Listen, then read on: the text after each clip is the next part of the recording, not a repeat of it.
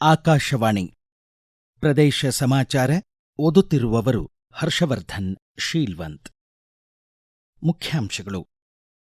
ಗೋಧಿ ಮತ್ತು ಅಕ್ಕಿಯ ಸಮೃದ್ಧ ದಾಸ್ತಾನು, ದೇಶಾದ್ಯಂತ ಸಾರ್ವಜನಿಕ ವಿತರಣಾ ವ್ಯವಸ್ಥೆ ಸುದೃಢ. ಪಶ್ಚಿಮ ಘಟ್ಟದಲ್ಲಿ 3 ಹೊಸ ಮರಕಲುಷಣ ಶಿಲೀಂಧ್ರ ಬೆಳಕಿಗೆ. ಧಾರವಾಡದಲ್ಲಿ ಇಂದು ಬೆಳಗ್ಗೆ 7:30ಕ್ಕೆ ಆಕಾಶವಾಣಿ @90 ಫಿಟ್ ಇಂಡಿಯಾ ವಾಕಥಾನ್. ಇಂದು ಆನುವಂಶಿಕ ರಕ್ತ ಕಾಯಿಲೆ ಥಲಸೇಮಿಯಾ ಜಾಗೃತಿ ದಿನ. ಈಗ ವಾರ್ತೆಗಳ ವಿವರ. ಆಹಾರ ಧಾನ್ಯಗಳ ದಾಸ್ತಾನು 604.02 ಲಕ್ಷ ಟನ್ಗಳ ಗಡಿ ತಲುಪಿದ್ದು, ಕಡ್ಡಾಯ ಬಫರ್ ಅವಶ್ಯಕತೆಗಿಂತ 3 ಪಟ್ಟು ಹೆಚ್ಚಾಗಿದೆ ಎಂದು ಕೇಂದ್ರ ಆಹಾರ ಮತ್ತು ನಾಗರಿಕ ಪೂರೈಕೆ ಖಾತೆ ಸಚಿವ ಪ್ರಲ್ಹಾದ್ ಜೋಶಿ ತಿಳಿಸಿದ್ದಾರೆ. ಗೋಧಿ ಮತ್ತು ಅಕ್ಕಿಯ ಸಮೃದ್ಧ ದಾಸ್ತಾನು ದೇಶಾದ್ಯಂತ ಸಾರ್ವಜನಿಕ ವಿತರಣಾ ವ್ಯವಸ್ಥೆ ಹಾಗೂ ವಿವಿಧ ಜನಕಲ್ಯಾಣ ಯೋಜನೆಗಳಿಗೆ ನಿರಂತರ ಪೂರೈಕೆಯನ್ನು ಖಚಿತಪಡಿಸಿದೆ ಎಂದು ಎಕ್ಸ್ ಮಾಧ್ಯಮದಲ್ಲಿ ಹೇಳಿದ್ದಾರೆ. ರೈತರಿಂದ ವ್ಯವಸ್ಥಿತ ಖರೀದಿ, ಸಮೃದ್ಧ ಫಸಲು ಮತ್ತು ಅನ್ನದಾತರಿಗೆ ನೀಡುತ್ತಿರುವ ನಿರಂತರ ಬೆಂಬಲ, ಆಹಾರ ಭದ್ರತೆ, ರೈತ ಕಲ್ಯಾಣ ಮತ್ತು ಸುಭದ್ರ ಭವಿಷ್ಯದ ಕಡೆಗಿನ ಭಾರತದ ಬದ್ಧತೆಯನ್ನು ಪ್ರಧಾನಮಂತ್ರಿ ನರೇಂದ್ರ ಮೋದಿ ನೇತೃತ್ವದ ಕೇಂದ್ರ ಸರ್ಕಾರ ಬಲಪಡಿಸುತ್ತಿದೆ ಎಂದಿದ್ದಾರೆ. ಒಂದು ರಾಷ್ಟ್ರ ಒಂದು ಪಡಿತರ ಚೀಟಿ ಯೋಜನೆ ಅಡಿ ಯಾವುದೇ ರಾಜ್ಯದ ಫಲಾನುಭವಿಗಳು ಯಾವುದೇ ನ್ಯಾಯಬೆಲೆ ಅಂಗಡಿಯಲ್ಲಿ ಪಡಿತರ ಪಡೆಯಲು ಕೇಂದ್ರ ಸರ್ಕಾರ ಅವಕಾಶ ಕಲ್ಪಿಸಿದೆ. ನ್ಯಾಯಬೆಲೆ ಅಂಗಡಿಗಳಲ್ಲಿ ಕಡಿಮೆ ಪ್ರಮಾಣದ ಪಡಿತರ ವಿತರಣೆ, ಹಣ ವಸೂಲಿ ಅಥವಾ ಇತರೆ ಅಕ್ರಮಗಳ ಬಗ್ಗೆ ನಿಶ್ಶುಲ್ಕ ಸಹಾಯವಾಣಿ 1967ಕ್ಕೆ ದೂರು ನೀಡಬಹುದು. ರಾಷ್ಟ್ರೀಯ ಆಹಾರ ಭದ್ರತಾ ಕಾಯ್ದೆ ಅಡಿಯಲ್ಲಿ ಕೇಂದ್ರ ಸರ್ಕಾರದ ನಿರ್ದೇಶನದಂತೆ ಮೇ ಹಾಗೂ ಜೂನ್ ತಿಂಗಳ ಆಹಾರ ಧಾನ್ಯವನ್ನು ಮೇ ತಿಂಗಳಲ್ಲೇ ಒಟ್ಟಿಗೆ ವಿತರಿಸಲು ಕ್ರಮ ಕೈಗೊಳ್ಳಲಾಗಿದೆ ಎಂದು ಯಾದಗಿರಿ ಜಿಲ್ಲಾಧಿಕಾರಿ ಹರ್ಷಲ್ ಭೋಯರ್ ತಿಳಿಸಿದ್ದಾರೆ. ಕೃತಕ ಬುದ್ಧಿಮತ್ತೆ ಆಧಾರಿತ ಹವಾಮಾನ ಮುನ್ಸೂಚನೆ ಒದಗಿಸುವ ಕಲ್ಪ ಮತ್ತು ಸಂಕಲ್ಪ ಮೊಬೈಲ್ ಆಪ್ಗಳ ಮೂಲಕ ನೇರವಾಗಿ ರೈತರು ಅಗತ್ಯ ಮಾಹಿತಿಯನ್ನು ಪಡೆಯಬಹುದು ಎಂದು ಹೊಸದಿಲ್ಲಿಯ ಭಾರತೀಯ ಹವಾಮಾನ ಇಲಾಖೆಯ ಮಹಾನಿರ್ದೇಶಕ ಡಾ ಮೃತ್ಯುಂಜಯ್ ಮೊಹಪಾತ್ರ ತಿಳಿಸಿದ್ದಾರೆ. ಧಾರವಾಡ ಕೃಷಿ ವಿಶ್ವವಿದ್ಯಾಲಯ ಡಾ ಎಸ್.ವಿ. ಪಾಟೀಲ್ ಫೌಂಡೇಶನ್ ಆಶ್ರಯದಲ್ಲಿ ಮುಂದಿನ ತಲೆಮಾರಿನ ಕೃಷಿ, ಎಐ, ಯಾಂತ್ರೀಕೃತ ಮತ್ತು ಡಿಜಿಟಲ್ ರೂಪಾಂತರ ಕುರಿತ 3 ದಿನಗಳ ರಾಷ್ಟ್ರೀಯ ಸಮ್ಮೇಳನಕ್ಕೆ ಚಾಲನೆ ನೀಡಿ ಮಾತನಾಡಿದರು. ಉಪಕುಲಪತಿ ಪಿಎಲ್ ಪಾಟೀಲ್ ಅಧ್ಯಕ್ಷತೆ ವಹಿಸಿದ್ದರು. 200ಕ್ಕೂ ಹೆಚ್ಚು ಪ್ರತಿನಿಧಿಗಳು ಸಮ್ಮೇಳನದಲ್ಲಿ ಭಾಗವಹಿಸಿದ್ದಾರೆ. ಮಂಡ್ಯದ ಕೃಷಿ ವಿಜ್ಞಾನಗಳ ವಿಶ್ವವಿದ್ಯಾಲಯದ ನಾಲ್ವಡಿ ಕೃಷ್ಣರಾಜ ಒಡೆಯರ್ ಸಭಾಂಗಣದಲ್ಲಿ ಇಂದು ಬೆಳಗ್ಗೆ 10 ಗಂಟೆಗೆ ಬೀಜೋತ್ಸವ ಮತ್ತು ಪೂರ್ವ ಮುಂಗಾರು ಆಂದೋಲನ 2026ಕ್ಕೆ ಉಪಕುಲಪತಿ ನಾರಾಯಣಸ್ವಾಮಿ ಚಾಲನೆ ನೀಡಲಿದ್ದಾರೆ. ಮಂಡ್ಯ, ಮೈಸೂರು, ಹಾಸನ, ಚಾಮರಾಜನಗರ ಹಾಗೂ ಕೊಡಗು ಜಿಲ್ಲೆಗಳ ರೈತರು ಭಾಗವಹಿಸಲಿದ್ದಾರೆ. ಕರ್ನಾಟಕ ರಾಜ್ಯ ಬೀಜ ನಿಗಮ, ರಾಷ್ಟ್ರೀಯ ಬೀಜ ನಿಗಮ, ವಿವಿಧ ಸ್ವಯಂ ಸೇವಾ ಸಂಸ್ಥೆಗಳು, ದೇಶಿ ತಳಿಗಳ ಪೋಷಕರು ಮತ್ತು ಸಂರಕ್ಷಕರು, ರೈತ ಉತ್ಪಾದಕರ ಸಂಸ್ಥೆಗಳು, ಸ್ವಸಹಾಯ ಗುಂಪುಗಳು, ಬೀಜ ಉತ್ಪಾದಕರು, ಬೀಜ ಪರಿಕರ ಮಾರಾಟಗಾರರು ಹಾಗೂ ಕೃಷಿ ಇಲಾಖೆಯ ಅಧಿಕಾರಿಗಳು ಈ ಪ್ರದರ್ಶನಿ ಆಯೋಜಿಸಿದ್ದಾರೆ. ಮೇಕ್ ಇನ್ ಇಂಡಿಯಾ ಹಾಗೂ ಮೇಡ್ ಇನ್ ಇಂಡಿಯಾ ಪ್ರಕಲ್ಪದ ಭಾಗವಾಗಿ ಕೇಂದ್ರ ಸರ್ಕಾರದ ಸಬ್ಸಿಡಿ ಸಹಾಯದೊಂದಿಗೆ ದಕ್ಷಿಣ ಕನ್ನಡ ಜಿಲ್ಲೆ ಪುತ್ತೂರಿನ ಕೇಂದ್ರೀಯ ಅಡಕೆ ಹಾಗೂ ಕೊಕ್ಕೋ ಮಾರಾಟ ಮತ್ತು ಸಂಸ್ಕರಣಾ ಸಹಕಾರಿ ಲಿಮಿಟೆಡ್ ಕ್ಯಾಂಪ್ಕೋ ಸಂಸ್ಥೆ ರೈತರಿಂದ ರೈತರೇ ರೈತರಿಗಾಗಿ ನಡೆಸುತ್ತಿರುವ ಸಂಸ್ಥೆ ತನ್ನ ಅನೇಕ ಉತ್ಪನ್ನಗಳನ್ನು ವಿದೇಶಕ್ಕೂ ರಫ್ತು ಮಾಡುತ್ತಿದೆ. ಪ್ರಸಕ್ತ ಸಾಲಿನ ಬಜೆಟ್ನಲ್ಲಿ ಕೇಂದ್ರ ಸರ್ಕಾರ ಕೊಕ್ಕೋ ಗಿಡಗಳನ್ನು ಬೆಳೆಸಲು ರೈತರಿಗೆ ಸೂಕ್ತ ಅನುದಾನ ಹಾಗೂ ಸಬ್ಸಿಡಿ ಪ್ರಾವಧಾನ ಕಲ್ಪಿಸಿದೆ. ಕ್ಯಾಂಪ್ಕೋ ಅಧ್ಯಕ್ಷ ಎಸ್ಆರ್ ಸತೀಶ್ ಚಂದ್ರ ಪ್ರದೇಶ ಸಮಾಚಾರಕ್ಕಾಗಿ ಹೆಚ್ಚಿನ ಮಾಹಿತಿ ನೀಡಿದ್ದಾರೆ. Central arecanut and kho kho marketing cooperative limited Campco ಸುಮಾರು ವರ್ಷಕ್ಕೆ 5,000 ಮೆಟ್ರಿಕ್ ಟನ್ ಕೊಕ್ಕೋವನ್ನ ಫ್ಯಾಕ್ಟರಿಯಲ್ಲಿ ಉಪಯೋಗ ಮಾಡುತ್ತದೆ. ಸುಮಾರು 620ಕ್ಕಿಂತ ಹೆಚ್ಚು ಜನ, ಅದರಲ್ಲಿ 100 ಜನಕ್ಕಿಂತ ಹೆಚ್ಚು ಮಹಿಳೆಯರಿದ್ದಾರೆ. ಕ್ಯಾಂಪ್ಕೋದ ವಿನ್ನರ್ ಅಂತ ಡ್ರಿಂಕಿಂಗ್ ಚಾಕ್ಲೇಟ್ ಇದೆ. ಅದನ್ನು ವೆಸ್ಟರ್ನ್ ಆಫ್ರಿಕನ್ ಕಂಟ್ರೀಸ್ ಗಳಿಗೆ, ವಿಶೇಷವಾಗಿ ಟೋಗೋ, ಲೂಮೆ, ನೈಜೀರಿಯಾ ಎಕ್ಸ್ಪೋರ್ಟ್ ಅನ್ನ ಮಾಡ್ತಾ ಇದ್ದೇವೆ. Campco factory bean to bar ಅಂದ್ರೆ ರೈತನ ತೋಟದಿಂದ ಕೊಕ್ಕೋ ಬೀನ್ ಅನ್ನ ತಂದು ಇದಕ್ಕೆ ವ್ಯಾಲ್ಯೂ ಅಡಿಷನ್ ಮಾಡಿ ಇದು ಭಾರತದಲ್ಲಿ ವಿಶೇಷವಾಗಿ ಕೋಆಪರೇಟಿವ್ ಸೆಕ್ಟರ್ ನಲ್ಲಿ ಇರ್ತಕ್ಕಂತಹ ಒಂದು ಯುನಿಕ್ ಇಂಡಸ್ಟ್ರಿ ಇದು.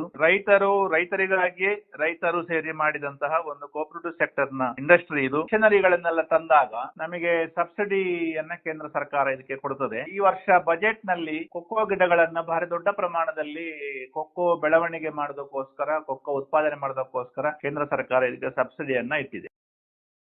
ಈಗ ಪ್ರಕಟಣೆ, ನಂತರ ಪ್ರದೇಶ ಸಮಾಚಾರ ಮುಂದುವರಿಯುವುದು. ನಮ್ಮ ಎಲ್ಲಾ ರಾಷ್ಟ್ರೀಯ ವಾರ್ತೆಗಳು ಹಾಗೂ ಪ್ರದೇಶ ಸಮಾಚಾರ ಈಗ ಆಕಾಶವಾಣಿ ನ್ಯೂಸ್ ಕನ್ನಡ ಯೂಟ್ಯೂಬ್ ಚಾನೆಲ್ನಲ್ಲಿ ಲಭ್ಯ. ನಮ್ಮ ಎಕ್ಸ್ ಖಾತೆ ಮತ್ತು ಇನ್ಸ್ಟಾಗ್ರಾಂ ಖಾತೆ ಆಕಾಶವಾಣಿ ನ್ಯೂಸ್ ಕನ್ನಡ. ಹೆಚ್ಚಿನ ಮಾಹಿತಿಗಾಗಿ ನಮ್ಮ ಫೇಸ್ಬುಕ್ ಖಾತೆ AIR ಕನ್ನಡ ನ್ಯೂಸ್ ಅನುಸರಿಸಿ. ಮಾಹಿತಿಯ ಹೂರಣ ವಾರದ ಕಾರ್ಯಕ್ರಮ ಪ್ರಚಲಿತ ವಿದ್ಯಮಾನ ಪ್ರತಿ ಬುಧವಾರ 9:15. ಪ್ರದೇಶ ಸಮಾಚಾರ ಕೇಳುತ್ತಿದ್ದೀರಿ.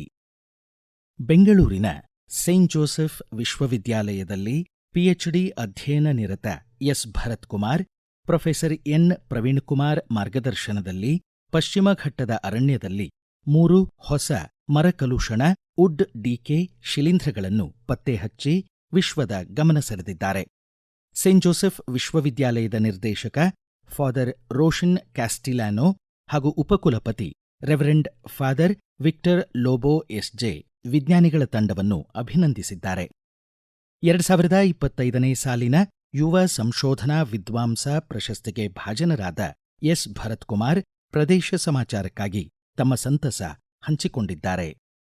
ನನ್ನ PhD ಸಂಶೋಧನಾ ವಿಷಯವು ಕರ್ನಾಟಕ ಪಶ್ಚಿಮ ಘಟ್ಟಗಳಲ್ಲಿ ಮರಕುಲುಷಣ ಶಿಲೀಂಧ್ರಗಳ ವೈವಿಧ್ಯತೆ ಮತ್ತು ಅವುಗಳ ಜೈವ ನಿಯಂತ್ರಣ ಆಗಿದ್ದು, ಇದೇ ಸಂಶೋಧನಾ ಭಾಗವಾಗಿ ಈ ಹೊಸ ಜಾತಿಗಳ ಪತ್ತೆ ಸಾಧ್ಯವಾಗಿದೆ. ಡಾಕ್ಟರ್ ಎನ್ ಪ್ರವೀಣ್ ಕುಮಾರ್ ಅವರ ಮಾರ್ಗದರ್ಶನದಲ್ಲಿ ನಡೆದ ಈ ಸಂಶೋಧನೆ ಶಿಲೀಂಧ್ರ ವಿಜ್ಞಾನ ಕ್ಷೇತ್ರಕ್ಕೆ ಒಂದು ಸಣ್ಣ ಆದರೆ ಮಹತ್ವದ ಕೊಡುಗೆಯಾಗಿದೆ. ನಾವು ಗುರುತಿಸಿದ ಹೊಸ ಜಾತಿಗಳಲ್ಲಿ ಗ್ಯಾನೋಡರ್ಮಾ ಸಿಟೇನಿಯಂ ಮತ್ತು ಫಲ್ವಿಫೋಮ್ ಫಿಸಿಕೋಲಾ ಸೇರಿವೆ. ಈ 2 ಜಾತಿಗಳಿಗೆ ಅವುಗಳ ಅತೀತೀಯ ಮರಗಳ ಆಧಾರದ ಮೇಲೆ ಹೆಸರು ನೀಡಲಾಗಿದೆ. 3ನೇ ಜಾತಿಯಾದ ಲ್ಯಾಕ್ನೋಕ್ಲಾಡಿಯಂ ಸೇವೆ ಕೃಷ್ಣೇರಂ ನನ್ನ ತಂದೆಯ ಗೌರವಾರ್ಥಕವಾಗಿ ಸೇವೆ ಕೃಷ್ಣೇರಂ ಎಂಬ ಹೆಸರು ನೀಡಿದ್ದೇನೆ. ಈ ಎಲ್ಲಾ ಜಾತಿಗಳನ್ನು ವಿಶ್ಲೇಷಣಾತ್ಮಕವಾಗಿ ವರ್ಗೀಕರಣ ಮತ್ತು ವಂಶವೃಕ್ಷ ಅಧ್ಯಯನಗಳ ಮೂಲಕ ಜಾಗತಿಕ ವಿಜ್ಞಾನ ಸಮುದಾಯಕ್ಕೆ ಪರಿಚಯಿಸಲಾಗಿದೆ. ಪಶ್ಚಿಮ ಘಟ್ಟಗಳು ಜೈವ ವೈವಿಧ್ಯತೆಯ ಪ್ರಮುಖ ಹಾಟ್ಸ್ಪಾಟ್ ಆಗಿದ್ದು, ಇನ್ನು ಅನ್ವೇಷಿಸದ ಅನೇಕ ಶಿಲೀಂಧ್ರ ವೈವಿಧ್ಯತೆಯ ಸಾಧ್ಯತೆಗಳನ್ನು ಈ ಸಂಶೋಧನೆಯು ಸೂಚಿಸುತ್ತದೆ. ನಮ್ಮ ಸಂಶೋಧನಾ ಫಲಿತಾಂಶಗಳು ಅಂತಾರಾಷ್ಟ್ರೀಯ ಪೀರ್ ರಿವ್ಯೂ ಪತ್ರಿಕೆಗಳಾದ ಜರ್ನಲ್ ಆಫ್ ಸಸ್ಟೈನಬಲ್ ಫಾರೆಸ್ಟ್ರಿ ಮತ್ತು ಇಂಡಿಯನ್ ಫೈಟೋಪ್ಯಾಥಾಲಜಿಗಳಲ್ಲಿ ಪ್ರಕಟವಾಗಿರುವುದು ಮತ್ತೊಂದು ಹೆಮ್ಮೆಯ ವಿಷಯವಾಗಿದೆ. ಮೂಲತಃ ಧಾರವಾಡದವರಾದ, ಪ್ರಸ್ತುತ ಅಮೆರಿಕೆಯಲ್ಲಿ ನೆಲೆಸಿರುವ ಡಾ ಕಟ್ಟೇಶ್ ಕಟ್ಟಿ ಅವರನ್ನು ಅಂತಾರಾಷ್ಟ್ರೀಯ ಉನ್ನತ ವೃತ್ತಿಪರರ ಸಂಘ ಆರೋಗ್ಯ ರಕ್ಷಣೆಯ 2026ನೇ ಸಾಲಿನ ಅತ್ಯುತ್ತಮ ನಾವೀನ್ಯಕಾರ ಎಂದು ಪುರಸ್ಕರಿಸಿದೆ. ನ್ಯಾನೋ ಆಯುರ್ವೇದಿಕ್ ಮೆಡಿಸಿನ್ ಎಂಬ ಹೊಸ ವೈದ್ಯಕೀಯ ಕ್ಷೇತ್ರದ ಪ್ರವರ್ತಕರಾಗಿ ಅವರನ್ನು ಗುರುತಿಸಲಾಗಿದೆ. ಅಮೆರಿಕದ ಮಿಸೌರಿ ವಿಶ್ವವಿದ್ಯಾಲಯದಲ್ಲಿ ವಿಕಿರಣಶಾಸ್ತ್ರದ ವಿಶಿಷ್ಟ ಕ್ಯೂರೇಟರ್ಗಳ ಪ್ರಾಧ್ಯಾಪಕರಾಗಿ ಮತ್ತು ಹಸಿರು ನ್ಯಾನೋ ತಂತ್ರಜ್ಞಾನ ಸಂಸ್ಥೆಯ ನಿರ್ದೇಶಕರಾಗಿ ಡಾ ಕಟ್ಟೇಶ್ ಕಟ್ಟಿ ಸೇವೆ ಸಲ್ಲಿಸುತ್ತಿದ್ದಾರೆ. ಇಂಡಿಯನ್ ಬ್ರಾಡ್ಕಾಸ್ಟಿಂಗ್ ಕಾರ್ಪೊರೇಷನ್ 1936ರ ಜೂನ್ 8ರಂದು ಆಲ್ ಇಂಡಿಯಾ ರೇಡಿಯೋ AIR ಎಂದು ಮರುನಾಮಕರಣಗೊಂಡಿತು. ಬಹುಜನ ಹಿತಾಯ ಬಹುಜನ ಸುಖಾಯ ಧ್ಯೇಯದೊಂದಿಗೆ ಭಾರತೀಯ ಪ್ರಸಾರ ಸೇವೆ ಆರಂಭಗೊಂಡ ಸುವರ್ಣ ಘಳಿಗೆಯ 90ನೇ ವರ್ಷಾಚರಣೆ ನಿಮಿತ್ತ ಆಕಾಶವಾಣಿ ಧಾರವಾಡ ಕೇಂದ್ರ ಇಂದು ಬೆಳಗ್ಗೆ 7:30ಕ್ಕೆ ಆಕಾಶವಾಣಿ @90 ಫಿಟ್ ಇಂಡಿಯಾ ವಾಕಥಾನ್ ಆಯೋಜಿಸಿದೆ. ಆಕಾಶವಾಣಿ ಧಾರವಾಡ ಕೇಂದ್ರದ ಅಭಿಯಾಂತ್ರಿಕ ವಿಭಾಗದ ಉಪಮಹಾನಿರ್ದೇಶಕ ಅರುಣ್ ಪ್ರಭಾಕರ್ ಹಾಗೂ ಕಾರ್ಯಕ್ರಮ ವಿಭಾಗದ ಮುಖ್ಯಸ್ಥರಾದ ಮಂಜುಳಾ ಪುರಾಣಿಕ್ ಆಕಾಶವಾಣಿ ಧಾರವಾಡ ಕೇಂದ್ರದ ಆವರಣದಲ್ಲಿ ಆಕಾಶವಾಣಿ @90 ಫಿಟ್ ಇಂಡಿಯಾ ವಾಕಥಾನ್ಗೆ ಚಾಲನೆ ನೀಡಲಿದ್ದಾರೆ. ವಿಶೇಷ ಆಹ್ವಾನಿತ ಶ್ರೋತೃಗಳು, ವಿದ್ಯಾರ್ಥಿಗಳು ಭಾಗವಹಿಸಲಿದ್ದಾರೆ. ಥಲ್ಸೇಮಿಯಾ ಮರೆಯಾಗಿಲ್ಲ, ರೋಗ ನಿರ್ಣಯವಾಗದವರನ್ನು ಕಂಡುಹಿಡಿದು ಬೆಂಬಲಿಸುವುದು ಎಂಬ ಧ್ಯೇಯದೊಂದಿಗೆ ಆನುವಂಶಿಕ ರಕ್ತ ಕಾಯಿಲೆ ಥಲ್ಸೇಮಿಯಾ ಜನಜಾಗೃತಿ ದಿನ ಇಂದು. 1994ರಿಂದ ಪ್ರತಿ ವರ್ಷ ಥಲಸೇಮಿಯಾ ಇಂಟರ್ನ್ಯಾಷನಲ್ ಫೆಡರೇಷನ್ TIF ಈ ದಿನಾಚರಣೆಗೆ ಚಾಲನೆ ನೀಡಿದೆ. ಕೊನೆಯಲ್ಲಿ ಮತ್ತೊಮ್ಮೆ ಮುಖ್ಯಾಂಶಗಳು. ಗೋಧಿ ಮತ್ತು ಅಕ್ಕಿಯ ಸಮೃದ್ಧ ದಾಸ್ತಾನು, ದೇಶಾದ್ಯಂತ ಸಾರ್ವಜನಿಕ ವಿತರಣಾ ವ್ಯವಸ್ಥೆ ಸುದೃಢ.